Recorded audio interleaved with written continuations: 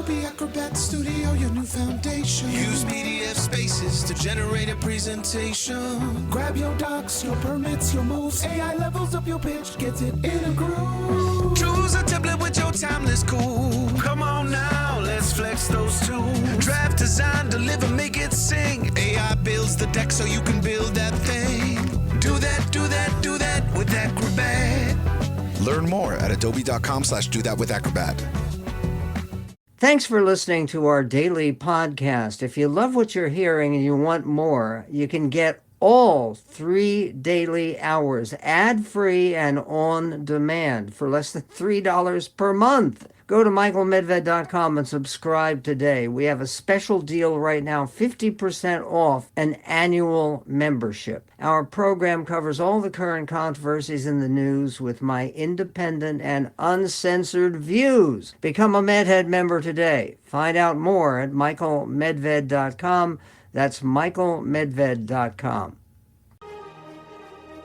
And now, your daily dose of debate, breaking news, and uncensored views. This is the Michael Medved Show.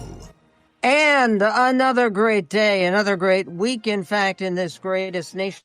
Great in terms of the welfare and strength and survivability and life in this great nation. Problematic. Why? Because there's true evidence that the president is not well.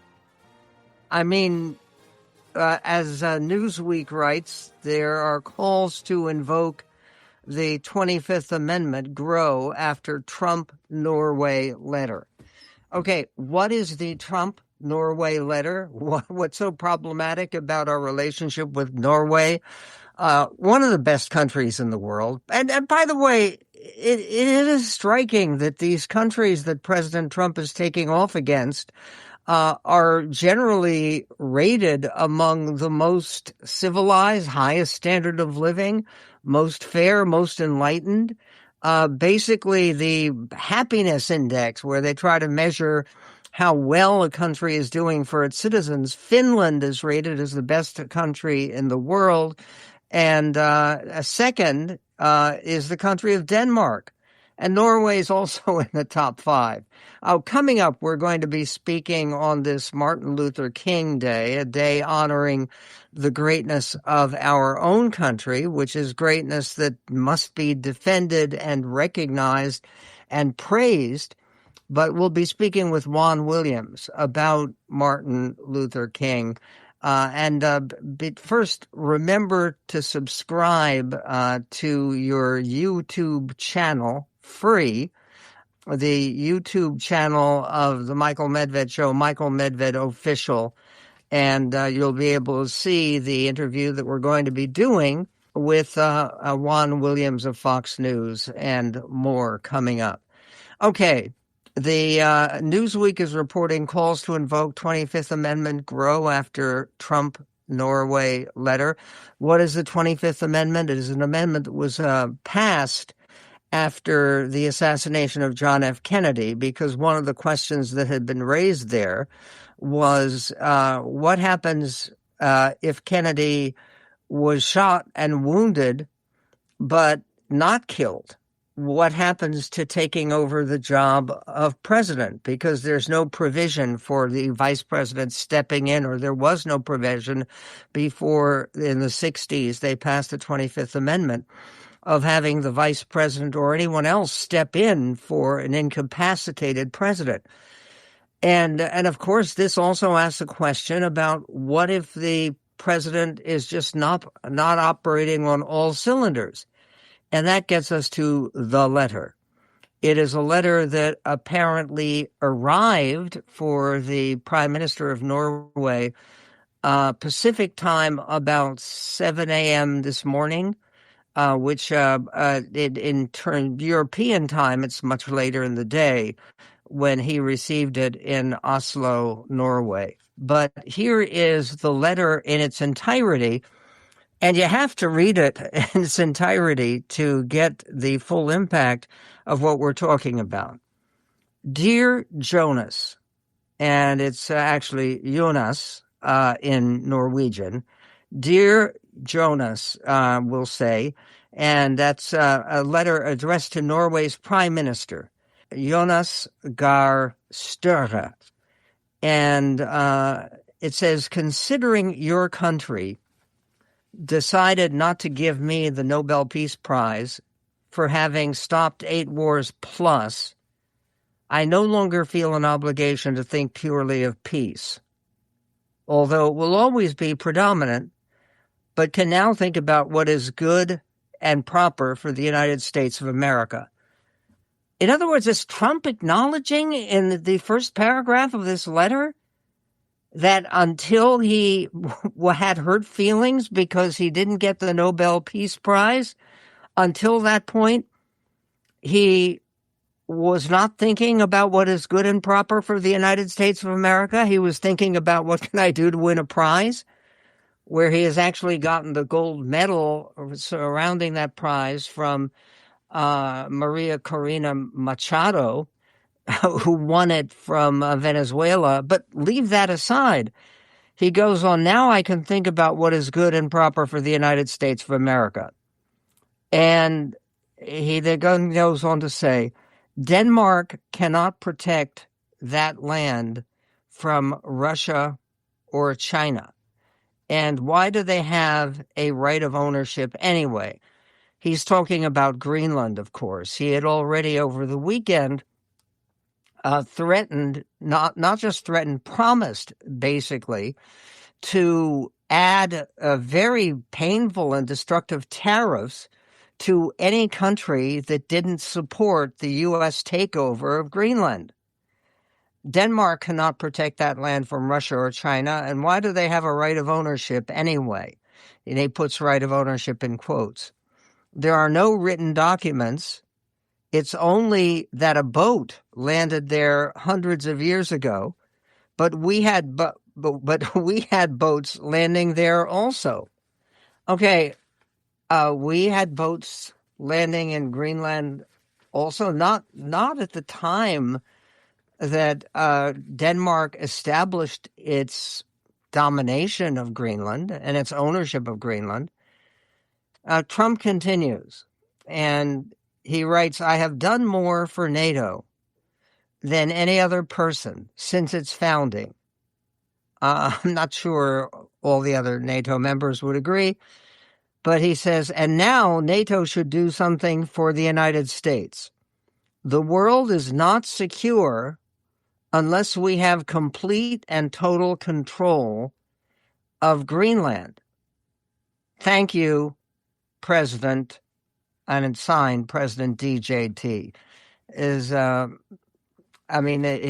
not signing it with thank you for your attention to this matter, which is what he has been signing his letters to say.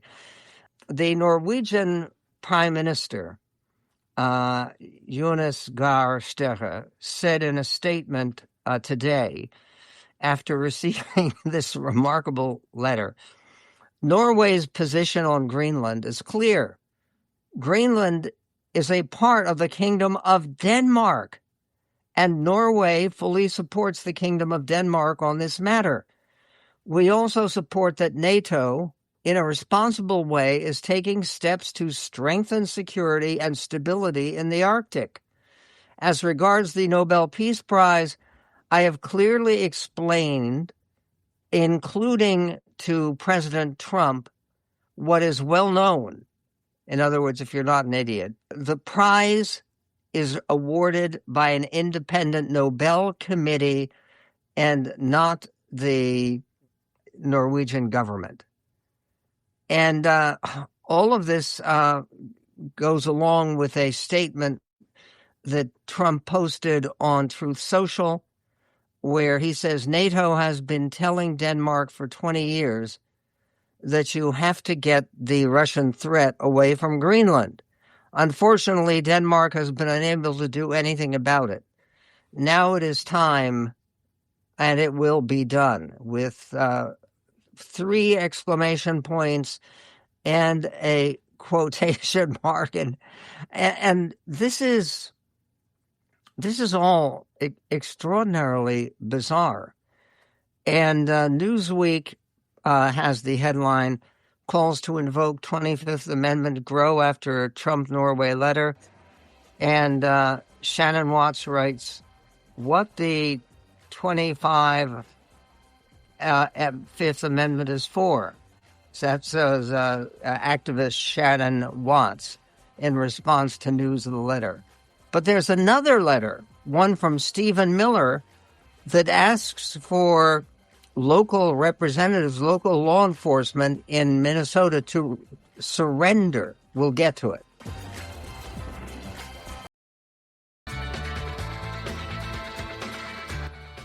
And on the Michael Medved Show, it is always an honor and a pleasure to welcome my friend Juan Williams to this radio show. He is the senior political analyst for Fox News Channel and a prize-winning civil rights historian. He is the author most recently of the new book, outstanding new book, New Prize for These Eyes, The Rise of America's Second Civil Rights Movement.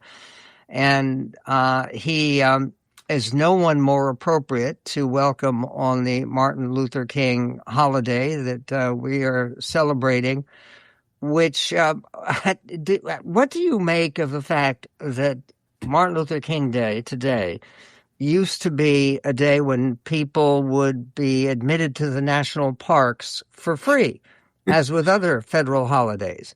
But the president moved to change that so that instead people get free passes to the national parks on his birthday, June 14th, which is also Flag Day. Any reaction to that for the holiday? Well, Michael, this is a real lead-in to talk about the Kennedy Center.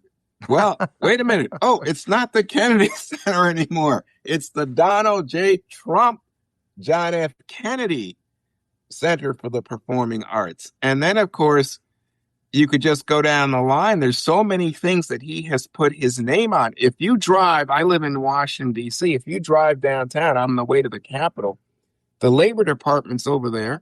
He's now got a huge banner with his picture, like 5 stories tall of Donald Trump. And for a while, he had it on the Agriculture Department. Well, wait. He has coins coming out. He wants his name on a U.S. coin, a living president. Well, I know that in this national park matter, they are giving out passes where it basically is supposed to illustrate the glories of nature and the glories of our national park system, which I think Ken Burns is right to have designated as one of the greatest ideas we've ever had in America as a national park system. And they've had pictures of Old Faithful and the Grand Canyon and their various Glacier National Park. And now they have a pass that has a picture of George Washington, and Donald Trump. Well, if people are getting a pass to go tour the national parks, you think they'd be a little bit surprised to see a picture of Trump? I would be speechless. I know I'm on a radio show, so I've got to keep talking. But literally, Michael, my instinct is to say speechlless. I have nothing. It's just so outrageous. And remember, he's a living president. And yet you hear his admirers talk about putting him up on that monument that we Mount Rushmore. Yeah, right. To the greatest presidents he wants his, and of course, here we are talking on this Martin Luther King Jr. Day. He is so upset that the Nobel Prize Committee hasn't given him a Nobel Prize, such as they gave to Dr. King, that he says that's one of the reasons that he wants to claim Greenland. Yes, and again, that we seem to be on the verge of breaking up an alliance that has helped to serve the world for several generations, the NATO alliance. We will get to that in some detail because the letter that President Trump sent to Norway's Prime Minister, Jonas Gahr Støre, I got information on how it's pronounced. It has a O with a slash through it, which is unique to Norwegian language. But the idea that now Norway, the nation of Norway, which the government doesn't decide who gets the Nobel Peace Prize. There's a separate organization that does that. But he wants to punish the whole nation by basically raising tariffs for any nation that doesn't support the U.S. takeover of Greenland, which you brought up. Generally, what happens now when the president is going so clearly off the rails?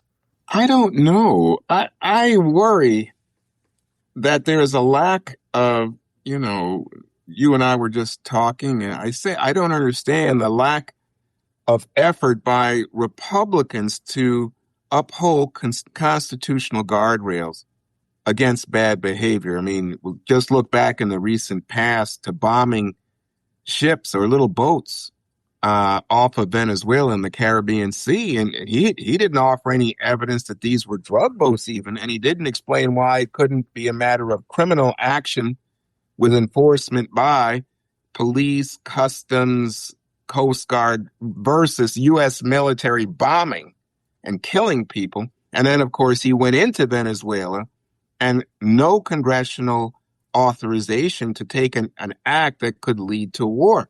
None. So it's like this is the era. You know what? I think someone said the reign. We shouldn't say era or administration or second term. We just say the reign, because it's almost like he's a king. He just does what he wants to do. In his own words, the only restraint is his own sense of what his morality might be. And so far, that morality indicates that he might as well be like a gangster drug lord. He just threatens people. He tries to scare people. Now he's trying to intimidate Greenland. And, by the way, I think intimidate our NATO allies. Okay, there's also the question of what's going on here nationwide, which you've written about.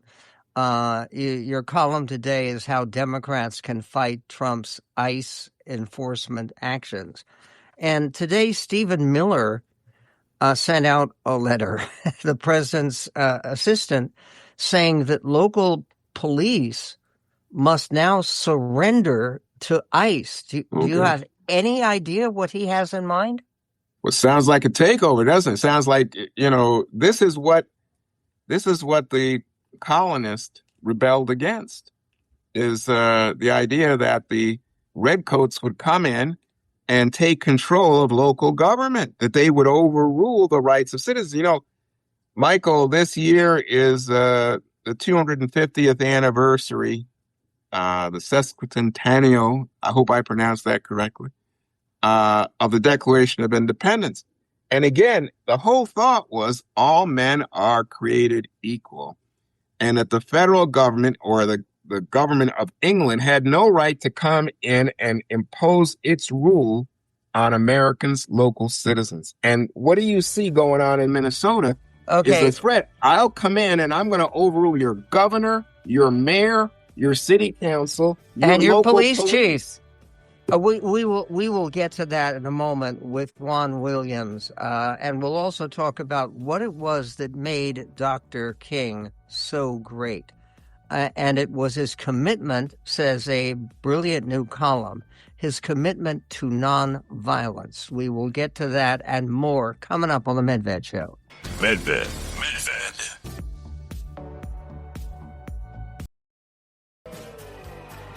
And always a pleasure and an honor to speak to Juan Williams, who is the senior political analyst for Fox News Channel and a prize-winning civil rights historian. And we had begun talking a little bit about the meaning of this Martin Luther King holiday, which the country is celebrating and trying to learn from on this particular day.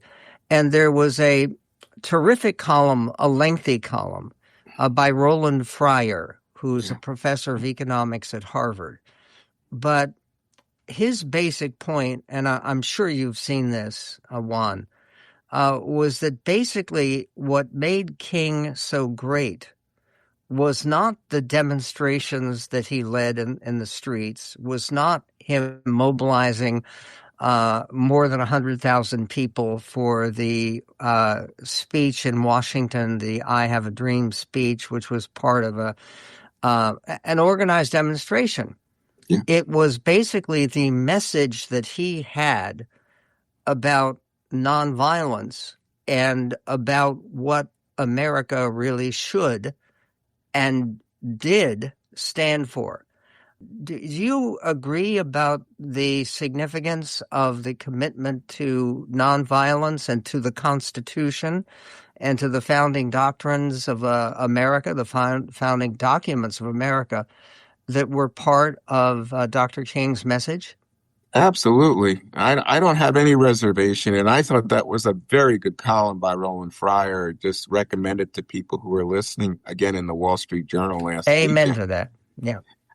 I would add here that what struck me, and I liked it so much, was that Roland Fryer admitted that as a young person, he had a lot of anger and he thought, King is too soft. This is not the way to go.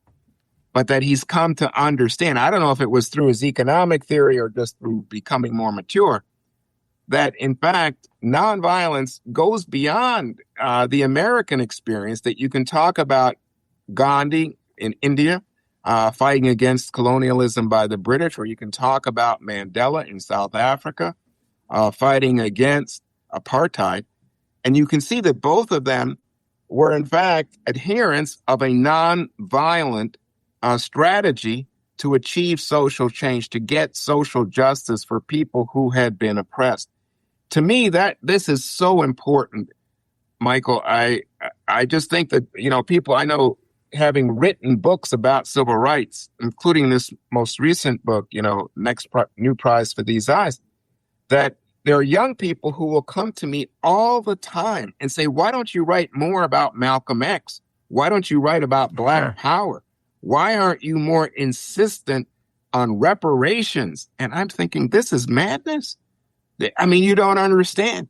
Reparations, what we want is an effort, an ongoing effort as part of our Constitution to make right on the promise that all men are created equal and that you can have equal opportunity in the United States of America. Dr. King referred to an uncollected check. Yes, and that's the check, not a one-time payment, and then you have to pick out who you're paying to. I think it just takes you down a rat's hole. If you got a second, I want to tell you something. I've been reading a very good book about King by Jonathan Ive, and in it, I came across a transcript of a speech that King gave in Montgomery. Remember the Montgomery bus boycott?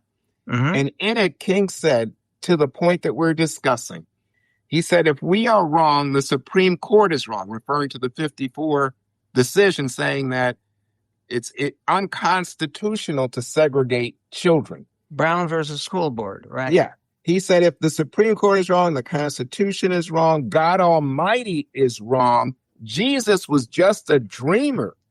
And he said, justice then is a lie and love has no meaning.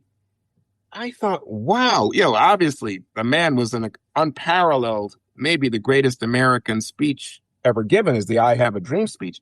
But this speech spoke to me in a way, it touched me, Michael, because of just the point you raised, that, he wasn't talking about justice for Black people. He's talking about justice for white people, for all Americans. That's the American spirit.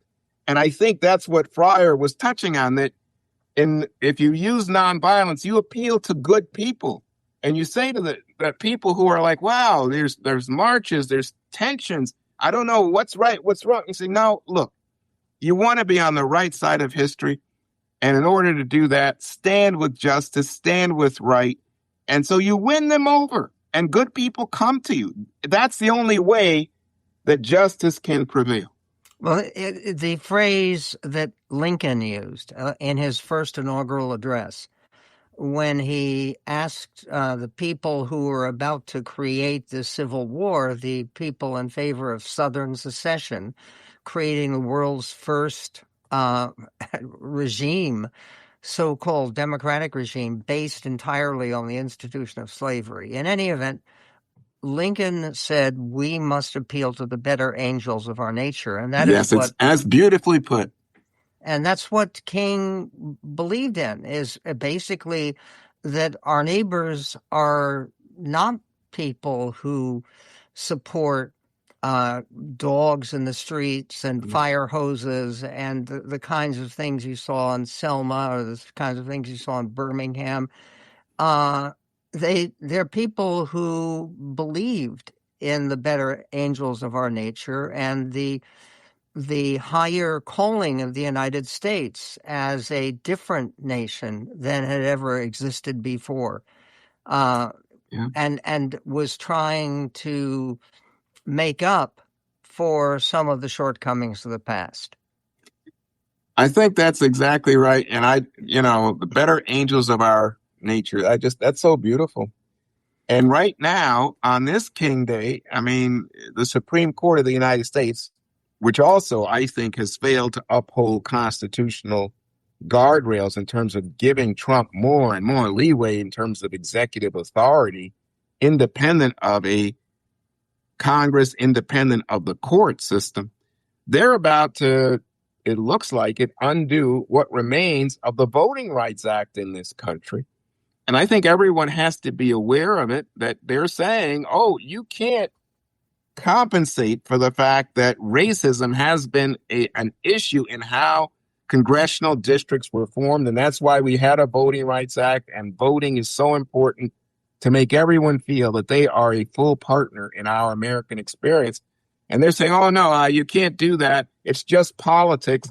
And what we're going to see, we're going to see a huge reduction in terms of Black representation in Congress if the Supreme Court just does away with what they call Section 2 of what remains of the Voting Rights Act. So it's very real. We're very much in the course of history. History is not over, and the fight is not over. And again, the current fight right now seems to be there's a piece today that says that Trump has some on-ramps, off-ramps, where he can get away from this apparent desire to blow up the NATO alliance over the issue of Greenland, which is what we began talking about. But we should finish on this particular day, on this holiday, national holiday. People should check out a new prize for these eyes, the rise of America's second civil rights movement, where Juan Williams has been part of that. He is, again, a senior political analyst for Fox News Channel and a prize-winning civil rights historian. His book, New Prize for These Eyes, is posted up at our website at michaelmedved.com. May you have a meaningful and uplifting and positive and all-American holiday, Juan. Best to you and your family. We will. God bless. Thank you, Michael.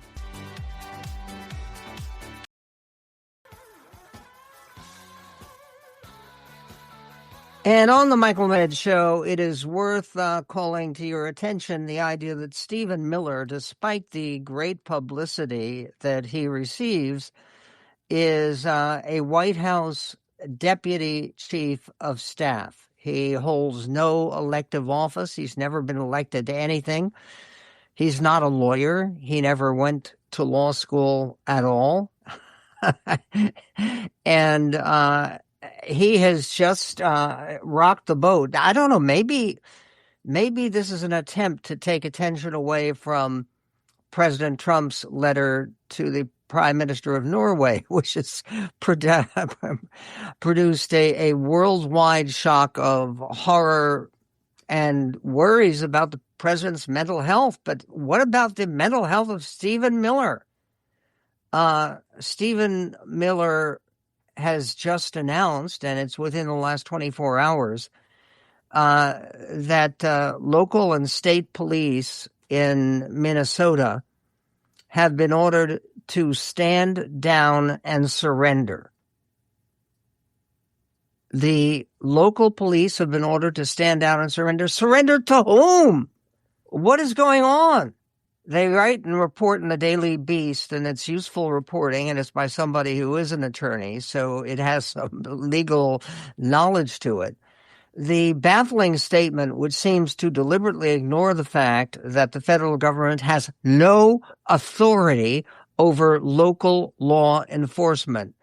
That came in response to a social media post from a columnist for the New York Post, whose name is Miranda Devine, who wrote that, quote, local cops have gone AWOL in the face of anti-ICE protests in Minneapolis. And so there was a response also posted, and the response that was posted was from Stephen Miller.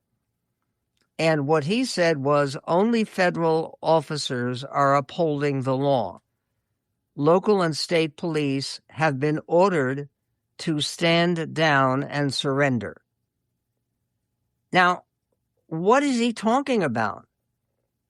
In her piece in the Daily Beast, Jana Brancolini writes that it wasn't clear what Miller, who didn't attend law school, was talking about. Under the 10th Amendment of the U.S. Constitution, the federal government has no authority to order local law enforcement officers to stand down. And the only way that local law enforcement could surrender would be if they were fighting a war against federal agents, which they are not. Jeremy, we have some audio on this trying to explain what is going on. This is actually Stephen Miller himself, the man, trying to make sense of what he just told the world. He's speaking here to Lara Trump on Fox News, clip 19. Set of federal laws. We have one nation. We have one set of federal laws. We have one constitution. We have one law of immigration. We have one law of citizenship. If you allow a city or a state to decide immigration laws for themselves, you have an immigration law for Minnesota. You have an immigration law for Minneapolis. You have an immigration law for St. Paul. You have an immigration law for Los Angeles and for San Francisco and for New York. What you have then is total, complete anarchy and the dissolution of the American Republic. What Democrats are doing is vote harvesting, fraud harvesting, ballot harvesting, crime harvesting. Ask yourself, why would Fry, why would Waltz sanction such egregious violence against ICE officers? Because they understand that this scheme, this mass migration scheme, is the heart of the Democratic Party's political power. This is all truly bizarre and totally beside the point. The fact is that, yes, he is correct that you cannot confuse local law enforcement with federal law enforcement. And federal law enforcement does involve issues like immigration and border security, etc. However, it does not take away the right and the need for local police departments and for local highway patrol to handle the normal police functions that you are dealing with about proper or appropriate behavior. We do not have one federal police force here. And then again, Stephen Miller blames all this now on sanctuary cities. Again, this is all premised upon his belief in the great replacement theory, the great replacement basically myth, conspiracy theory, which is that Democrats want illegal immigrants to flood the country because then they will be able to vote illegally and give Democrats power. Now, again, when you actually look at the fact that they have explored, including a commission that was set up by President Trump in his first term, they have explored the issue of how many illegal immigrants actually vote. And the answer for Trump's own commission, which was headed by Mike Pence during his first term, was it was less than 1,000 whole nationwide, that this was not a huge factor in the election.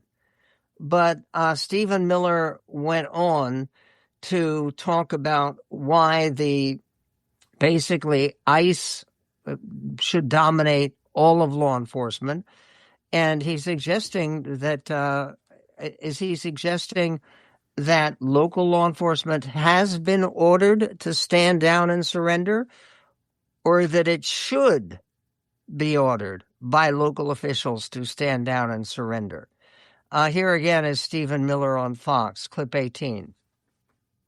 These ICE officers are going out every day facing death threats to remove some of the most violent gangs from this nation. MS-13, Latin Kings, Tren de Aragua, Sinaloa Cartel. Organizations that would sooner kill you than look at you. That's what they're fighting every single day. They're being doxxed, tailed, assaulted, harassed, and violently attacked as they're going out to battle the most violent criminal organizations on planet Earth. And Democrats, the Democrat Party, is siding with these criminal organizations. That's how you end up living in a third world country. A third world country is a country where federal law enforcement lives in fear and the criminals are in control. That's what we are facing if Democrats are successful. President Trump will not let that happen. Okay. Again, living in fear that we are being taken over by foreign gangs. Is there any evidence at all that Renee Nicole Good, who was shot 3 times in the face, was part of a foreign gang? She's an American citizen. She's only lived in America. There's needs to be, coming up on the Michael Medved Show, some attention to what is actually going on in Minnesota. And then some attention to the threat of really blowing up any kind of alliance or unity among America and our most important and most influential allies. This all based upon the fantasy of taking over Greenland, where the president basically seems to be looking for vengeance for not having received the Nobel Peace Prize. There is more and more about this, plus more on Stephen Miller, who also is threatening the Insurrection Act. Again, trying to make sense of his statements and getting some responses from some of the officials who are elected to power in local domination in Minnesota and other states across this country. We will get to that and more coming up in what is still this greatest nation on God's green earth.